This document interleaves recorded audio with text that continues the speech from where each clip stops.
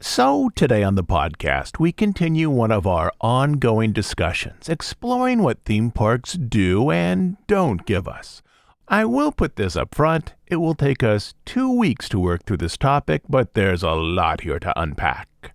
In previous episodes of this series, we've explored how theme parks, when well designed, are arranged to engage our emotions, elevate our mood, and generally place us into a unique personal space. Today, though, we'll look at the question, is immersion dead? This is a key concept of park design that goes all the way back to the time of Walt Disney. So let me walk you down what immersion traditionally was supposed to do. A well-designed land in years past would have visually separated us as guests from the real world outside the park. Everything in the land would have encouraged us to believe that we were in a unique and believable location, such as the Old West, the moon of Pandora, an exotic outpost in a jungle, the world of Hogwarts and Diagon Alley, or the realm of Batuu. These worlds would have design consistency and narrative coherence that is everything from the soundscape to the landscape, from the food to the aromas, would reinforce the concept that we as guests were in a fully realized and well-imagined location. This, in turn, at least for some guests, would lead them into a sense of play or of role-playing. And some of that inventive play would become the reason that guests returned for subsequent experiences. If you need an example, just think of those people in the parks wearing Jedi robes in Galaxy's Edge, or wearing those dark school robes over in the Harry Potter sections of Universal. That is, the design strategy of theme parks was arranged in part to remove people from the stress of daily life and put them in movie-inspired realms where they could participate in a type of ongoing play. Again, look for those people with the lightsabers or wands. And this impulse even goes back to the time of Walt himself.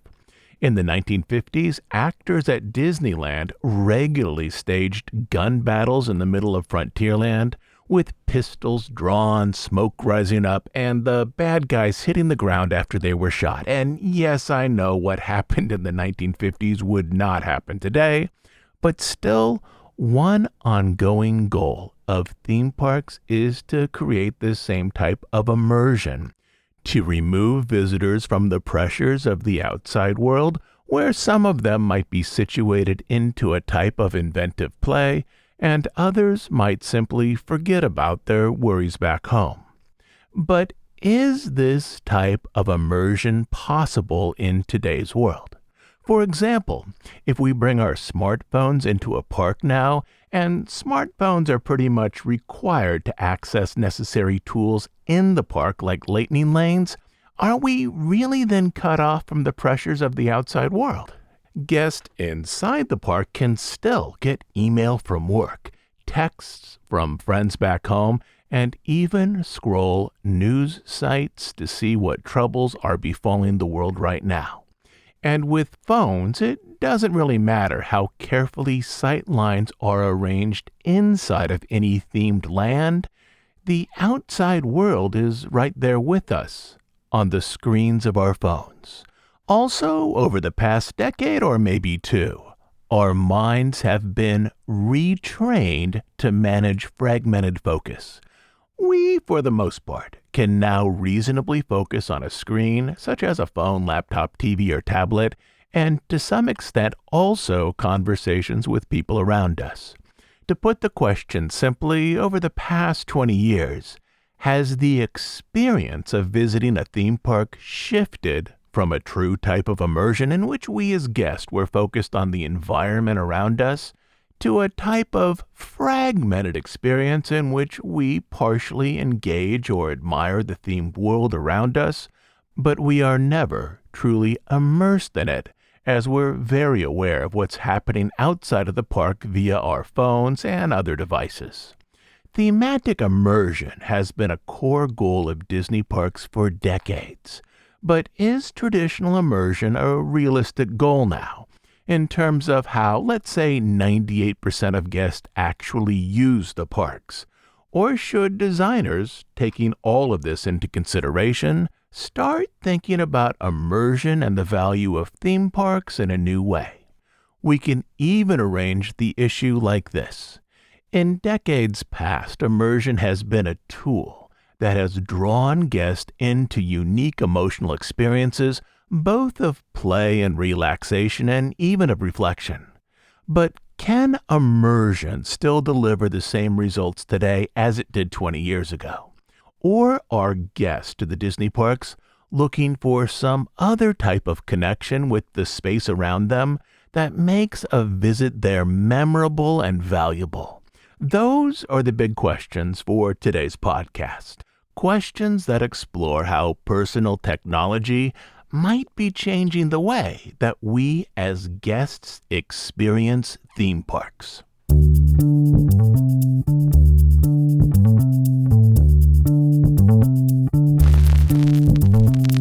We'll start with some context from the early days of Disneyland. The 1950s provide a type of creation story for what theme parks would become in the following decades. Many of the ideas about how a theme park would operate were bundled up in those early discussions, ideas perhaps not fully realized but there in some form, like a blurry map as to how people in the years ahead would relate to Hollywood-inspired entertainment in an amusement park setting. A little over 7 decades ago, when Disneyland was being built, there were 2 competing ideas as to how the public would use this new type of amusement park. This project would become the original film-centered theme park. Disneyland wasn't called a theme park back then. In the 1950s, it was called an amusement park with themed lands, but it was essentially what we would call a theme park today. Today, the term theme park has many connotations, but at least in the Disney sense, that is, in the sense we're talking about today, a theme park is a place where themes matter more than thrills. And the type of theming that most strongly relates to Disney theme parks is a specific type of design aesthetic. If a Superman coaster has a statue of Superman out front, as well as a paint scheme that might be reminiscent of Superman's costume and cape, well, that is a type of theming, but it's not immersive theming. The costume and cape visually suggests the theme of Superman comics, but it doesn't lure guests into a fully realized place. Likewise, if a superhero land, let's say, has oversized wooden cutouts of comic book characters attached to show buildings, shops, and restaurants, that too is a type of theming that connects the land to a specific IP, but it's not immersive theming in which guests are brought into a specific world. For me, in fact, the oversized images of comic book characters in a place like that continually remind me that I'm not in a realistic world, but rather in a place that is simply dressed with comic book images. So this type of exaggerated theming actually reminds me of the artificiality of the whole design. And to be honest, some of that unreality happens for me as well in Toy Story Land with the giant figures of Woody and Buzz. In contrast, though, Harambe Village in Animal Kingdom attempts to offer a believable sense of an African village. Design elements there are far more pervasive than a Superman statue outside of a roller coaster, and are far more believable than large cutouts of superheroes. The design of Harambe feels neither artificial, nor does it call too much attention to itself and its identity. This, I think, is one ideal for what is usually termed an immersive experience through placemaking at a theme park. I'm thinking mostly of California and Florida parks. All of the Disney parks are clearly theme parks in this exact sense, even if some lands, such as Galaxy's Edge, are more successful than other areas such as Avengers Campus or Toy Story Land.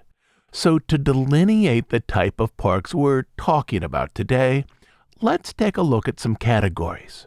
Would Six Flags, under this definition, be an immersive theme park as some sections have light theming? Well, no, I don't think so. Would SeaWorld? Most of the SeaWorld parks have sections with more theming than Six Flags, but again, in terms of attractions, the emphasis there is more on thrills than on theming, and largely SeaWorld doesn't offer a realistic sense of placemaking, with maybe one or two exceptions. Now would the American Universal parks fall under this definition? And this one is tricky, as the older Universal parks have changed identities at least twice, from a behind-the-scenes Hollywood experience to an amusement park to a park with some areas of deep theming and other areas of relatively light theming.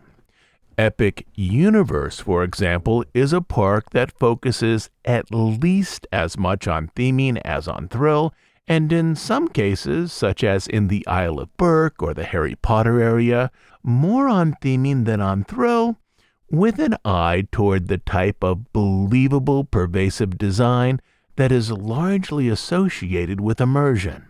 But at the other three American Universal parks, it's a bit of a mix, especially outside of those Harry Potter areas. A big part of the Universal Hollywood Park is still a behind-the-scenes tour and a set of shows, along with some attractions in lightly themed areas, but then again there's that heavily themed Hogwarts area.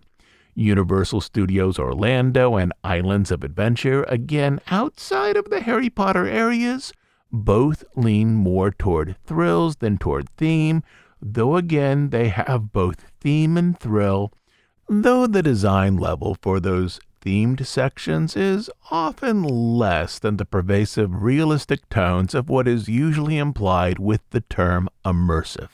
And so for clarity, our discussion here today about how theme parks engage guests is mostly directed at the Disney parks, Epic Universe, and the Potter sections of the remaining three American Universal parks. But to get back to our origin story, 7 decades ago, Walt himself never used modern design terms like immersion. But if you look at how Walt wanted to spend money, you can get a sense of how he thought guests would use his original park. During the final phase of construction, when money was tight, Walt wanted to include more gingerbread trim and ornamentation to Main Street, so the area would be more than a visual suggestion or reminder of a Midwest town at the turn of the century. It would be a reasonable facsimile of such a town.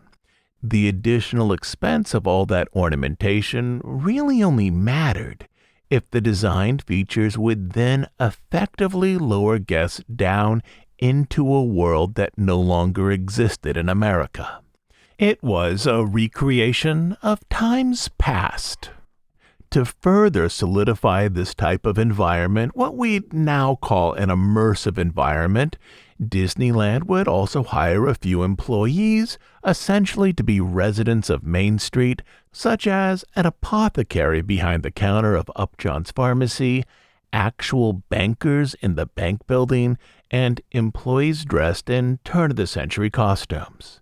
The same was true over in Frontierland, where the local sheriff, that would be Sheriff Lucky, did battle with the outlaw Black Bert and his sidekicks just outside of the Golden Horseshoe Saloon.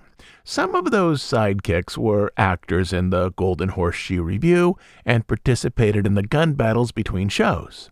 That is the way that Walt spent money, especially when money was very tight during the park's first year, suggested that he believed the visiting public would view the park as a place of immersive play, where guests would take on roles alongside the cowboys and the people of Main Street. That is, the spending priorities here suggested that Walt believed that guests would want to be part of the show. On the other side of the equation was C.V. Wood, Disneyland's first president who oversaw operations. He was against the expense of the additional gingerbreading and ornamentation for Main Street, and his spending priorities, in contrast, suggest that he imagined that guests coming to Disneyland wouldn't want to participate in the drama, but rather they would want to be a type of moving, standing audience watching the action around them, but not really participating in it. For this use of a theme park, the added expense of additional ornamentation didn't really matter because guests would have the suggestion of the setting from the buildings themselves, much like a theater set didn't need to be a faithful and full recreation of an entire town, but rather just enough to establish the setting. In C.V. Wood's view, at least from his spending priorities, guests wouldn't want to be co-participants in creating the action and drama, but rather they would be inclined to step back and watch the drama from a distance, just like an audience. So, two things about this. First, these were ideas that were batted around before a single guest visited Disneyland. So no one knew exactly how guests would really use the park. It was all guesswork at this point. And second, neither of these men were wrong. In fact, these are the two engagement polls that have defined theme park experience for the last 70 years. And let me break that down a bit more for you. For the past 15 or so years, essentially since Universal opened Hogwarts in 2010, theme parks have been leaning more heavily into realms of immersive play, with Pandora, Galaxy's Edge, and the Galactic Star Cruiser. But in the 2 decades before that, theme parks leaned in the other direction, where theme park designers viewed guests largely as a traveling audience. For example, what do guests really contribute to Expedition Everest or Seven Dwarfs Mine Train or Soaring or Kilimanjaro safaris? They are mostly an audience arranged into seats to see the show around them. But in the decade before that, specifically the 1980s, the pendulum swung in the other direction, such as with Epcot Center, where immersive participatory play was a stronger element of the guest experience. Anyone remember the ImageWorks or the post-show areas in the World of Motion Pavilion or the inventive elements in the World Showcase Pavilions? Or to put it simply, the concept of how guests would use a theme park has been floating between these two idea poles for many decades. And here's another aspect to this. Immersion is not just a tool to produce adult play. It's also been used as a tool to physically and behaviorally remove guests from all the stresses that they experience in the real world back home. Or to put all this directly, historically, immersion in theme parks was never about immersion as an end in itself, as it's sometimes discussed today. Immersion was a tool toward creating a very specific type of experiences or a set of experiences for guests. During Walt's lifetime and for many years after that, one design goal for Disney parks was to successfully remove guests from the exterior world so they could relax in a realm of fantasy in a place where they weren't reminded of troubles outside the park. Designer John Hench used to talk about how the Disney parks, when working successfully, removed guests from the problems they faced elsewhere in life, much like a trip to the mountains or a lake. Well, look at how people who live in cities have to go to the country for vacation, John Hench once explained. And when they are in nature, they are quite different people. They talk to each other. When the birds are singing and there are green trees and the sun is coming down, they start to feel open and alive again. In cities, we're threatened. We don't talk to people. We don't believe everything we hear. We don't look people in the eye. The whole thing is anti-survival. We don't trust people. We find ourselves alone. But according to Hench, the Disney parks were designed, largely through what we call immersion, to relieve individuals of the stress they carried from day to day, similar to how that same stress might be relieved from a trip into nature. This was done in part by managing sightlines inside the park, keeping out what were termed visual intrusions that might remind guests of life outside the berm. At one point, it would have been near impossible to see the outside world from inside Disneyland or inside the Magic Kingdom. When a new structure was to be built on property in Florida or in Anaheim near the park, architects would raise balloons indicating the height of the proposed building to see if it could be seen from inside the park. Disney designers worked under the belief that inconsistencies in theming would lead to visual gaps in the presentation, which then diminish the believability of the artistic space. It just takes one person in a group saying, "Oh, that's so fake," for the dream of immersion to quickly fall away. Over time, though, Disney designers found ways to intensify the experience of themed immersion. Disneyland, back in 1955, largely used visual and auditory elements to create compelling themed areas. Designers largely saw Disneyland as the cousin of a studio backlot, which was largely focused on visual design with some audio to establish setting. In the years after Disneyland opened, however, designers considered how other sensory experiences might expand the sense of immersion. Additional sounds, a sense of textures and materiality, foods, and even a sense of smell. Likely the first time a Disney designer considered manufactured odors inside of a proposed attraction was around 1957, when Ken Anderson considered adding a lilac or verbena perfume fragrance to his vision for Priscilla, the Ghost Bride in the Haunted Mansion, or what was then called the Ghost House. Whenever guests smelled this fragrance, they would know that the ghost of Priscilla was nearby.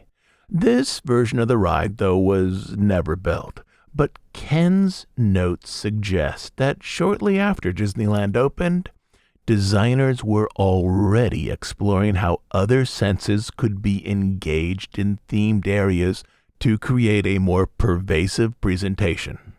That is, early on, designers considered how to intensify the sense of what we would now call immersion by looking to expand how artificially manufactured places engaged us beyond just sight and sounds. The Disney theme show is quite a fragile thing, John Hench said elsewhere. It just takes one contradiction, one out-of-place stimulus to negate a particular moment's experience. Take that streetcar conductor's costume away and put him in double-knit slacks and a golf shirt. Replace that old gay 90s melody with a rock number. Replace the themed merchandise with digital clock radios and electric hair dryers. Tack up a felt-tip drawn paper sign that says "Keep Out." Place a touch of AstroTurf here and a surly employee there. It really doesn't take much to upset it all. From yet another interview, John Hench summed up the emotional goal of immersion during Disneyland's early years. "What we create is a Disney realism," he said, "sort of utopian in nature, where we carefully program out all of the negative, unwanted elements and program in all of the positive elements." So the goal of this type of design, again what we'd now call immersion, wasn't only to create a convincing and artistic presentation of a unique place that guests would admire, but was to help guests mentally distance themselves from trouble found outside the park. That is, for early designers, immersion was a tool to bring guests into specific emotional and mental spaces. But can immersion, as a tool, still provoke similar emotional experiences today? Even if guests now bring their home, work, financial, and political life with them into the parks via their smartphones, I don't think anyone ever woke up and said, "Boy, I sure hope I feel immersed today." But I am guessing that a lot of people have woken up and thought, "I hope today is less stressful, or more enjoyable, or more exciting, or even more relaxing than yesterday." Immersion was supposed to make many guests temporarily forget about all of their problems back home and allow them to more deeply focus on the environment and the people around them. Highly themed lands would, at least in theory, subtly prompt guests to forget about politics for a while because they were now on Batu, or it would let guests forget about financial concerns or the stock market because they were now wandering through Pandora. From this design perspective, a theme park was an artistic experience that fully captured a visitor's attention, not much different than watching a compelling or thrilling film, so that they were captured fully by the experience around them, rather than focusing on subtle scripts of anxiety or concern that typically scroll through their consciousness.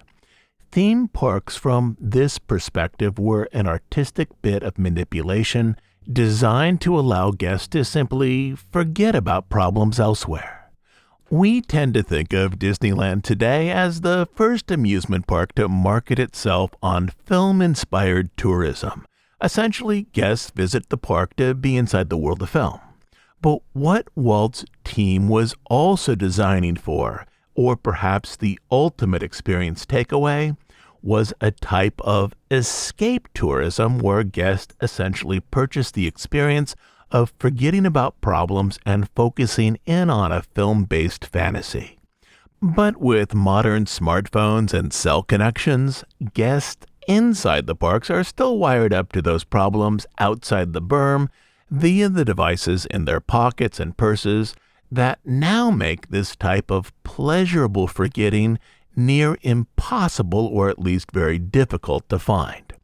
And I don't just mean guests are using their phones for calls or texts, but also emails from work, notes from the school that their kid attends, and an endless stream of news stories on various websites. For example, your attention can easily shift from the park around you to concerns about how unrest in the Middle East might be affecting your retirement account. You can see that on your phone as you're scrolling through Batu. Now let me log in a few more questions before continuing with our discussion to broaden out the topic. Let's start with this one. Does immersion have a different purpose today, other than what designer John Hench speculated on decades ago, where the Disney parks provided a sense of relief and escape from regular life? And if so, what is that new purpose? And then there's this question. Due to continual interactions with personal technology, have people today simply accepted a fragmented sense of reality? For example, one part of their mind is focused on an immersive environment around them, let's say Galaxy's Edge, while another part of their mind intermittently remains concerned about ongoing issues outside the park, from work, extended family, various hobby interests, as well as news about political, cultural, and financial topics. And is this type of fragmented engagement now as satisfying as full immersion might have been to previous generations? Or do guests today long to put aside the trouble of the outside world for a day or a week, but out of habit and perhaps curiosity, no longer know how to get into that space, and the tools of theme park design are no longer powerful enough to move them there?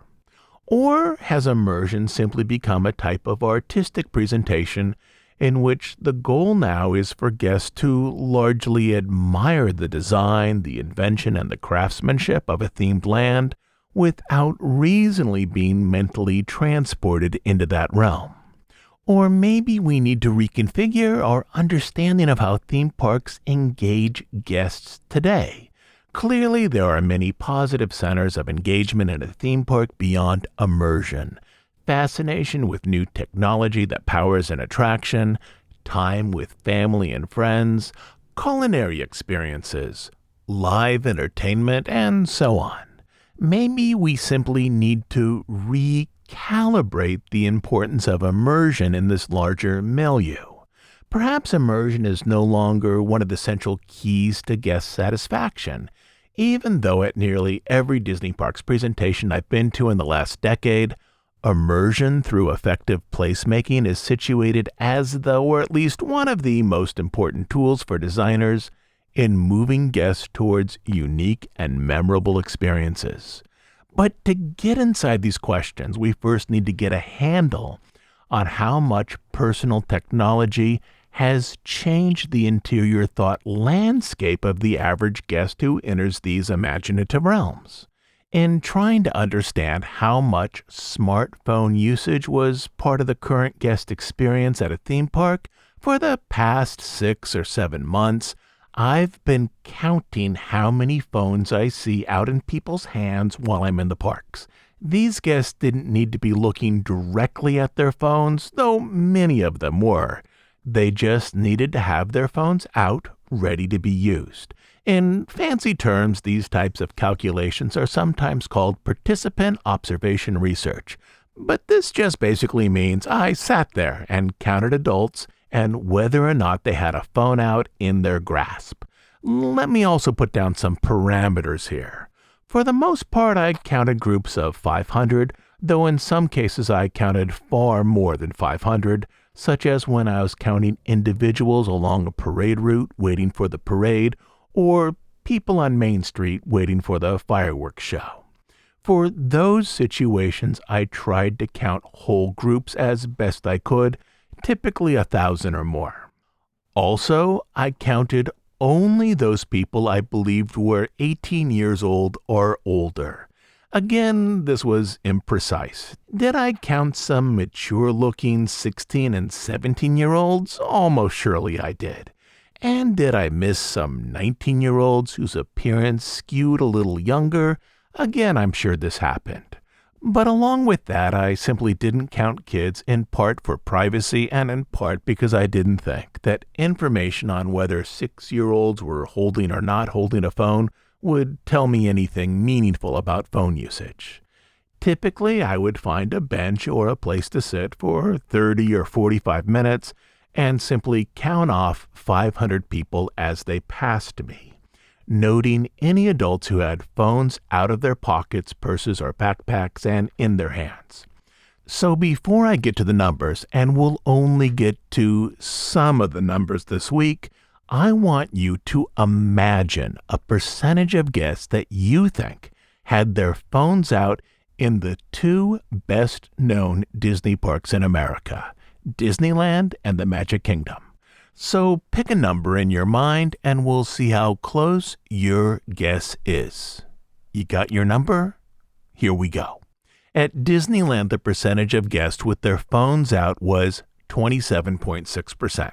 For clarity, I was only counting people in open walkways such as on Main Street or New Orleans Square and so on, that is, guests typically moving through the park.